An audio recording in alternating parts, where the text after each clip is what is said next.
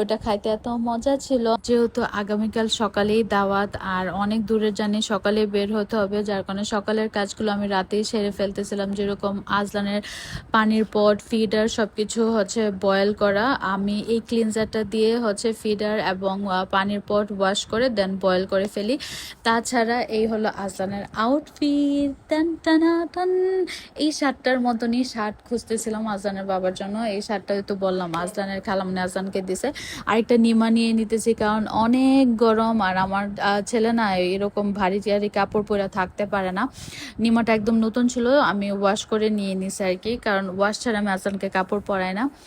আর কাহিনীটা দেখেন, 2 দিন আগে আসানের বাবা আসানের জন্য ক্যালক্স আনছে। আমি একবার খাওয়াই জাস্ট হচ্ছে এটা বেঁধে রাখছে আর কি, কারণ কোনো বক্স খালি ছিল না।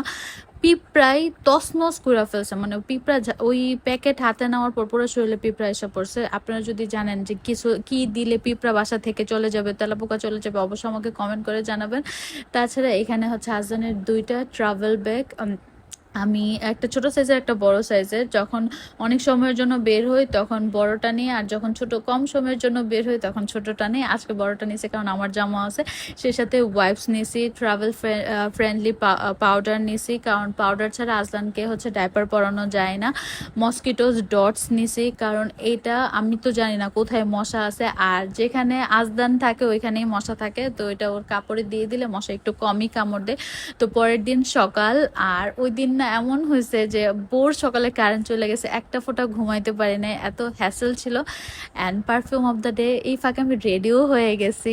আমি এত ঠান্ডা মাথায় রেডি হয়েছি, কারেন্ট আসছে, এসি ছাড়ছি, ঠান্ডা মাথায় রেডি হয়েছি, সুন্দর করে বের হয়েছি।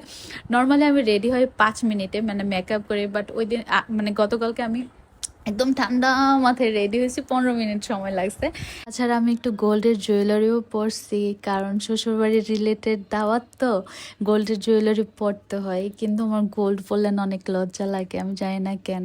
আরেকটা ভয় এখন কাজ করে, যদি কেউ গলাতে ধরে টান মারে। আল্লাহ রে, আমি গোল্ডই পরি না তেমন। যাই হোক, গল্প করতে করতে হচ্ছে বিয়ের দাওয়াতে চলে গেছি। 4.5 ঘন্টা সময় লাগছে, 4.5 ঘন্টা 4 ঘন্টার মতো সময় লাগছে। আর বিয়ের দাওয়াতে না আমি অনেক দিন পর দই দিয়ে পোলাও দিয়ে খাইছি। ছোটবেলায় আমার মনে আছে আমি বিয়ের দাওয়াতে যাইতাম দই দিয়ে পোলাও দিয়ে ভাত খাওয়ার জন্য। আগে আগে ছোটবেলায় একদম নস্টালজিক লাগতেছিল ওই কাজটা করার পর। তারপরে খাওয়া দাওয়ার পরে সবাই গল্প করতেছিলাম, আর বিয়ের খাবার এত মজা হয়েছে, অনেক মজা হয়েছে মাশাল্লাহ। আর অনেক দিন পর গ্রামের একটা বিয়ে খাইলাম, খাওয়ার পরে সবার কাছ থেকে বিদায় নিয়ে মার বাসায় চলে গেছে, মানে আজলানের দাদু বাসায়। আর আজ এই পর্যন্ত, সবাই ভালো থাকবেন, দেখা হবে নতুন ভিডিওতে।